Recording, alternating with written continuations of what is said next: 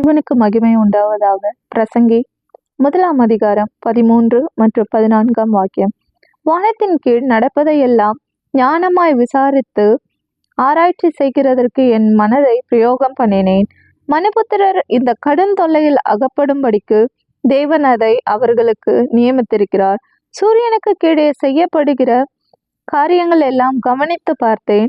இதோ எல்லாம் மாயையும் மனதுக்கு சஞ்சலமுமாய் இருக்கிறது. பிரசங்கியானவர் நமக்காக இந்த பூமியை விசாரித்து ஆராய்ச்சி செய்து பார்த்திருக்கிறார். அதில் நாம் இந்த பூமியில் வாழும் மட்டும் நிறைய தொல்லைகளில் நாம் அகப்படுவோம். ஆனால் நாம் தேவனை அண்டிக் கொண்டிருந்தால் அவற்றிலிருந்து விலகி இருப்போம். ஆனாலும் இந்த பூமியில் காணப்படும் எல்லா காரியங்களும் மாயை. அது எப்பொழுதும் மாயையாகவும் மனதுக்கு சஞ்சலமுமாகவுமே இருக்கும். அவை யாவற்றிலுமிருந்து விடுவித்து கொள்ள நாம் எப்பொழுதும் ஜாக்கிரதையாக இருப்போம். தேவன் தாமே உங்களை ஆசீர்வதிப்பாராக. ஆமேன்.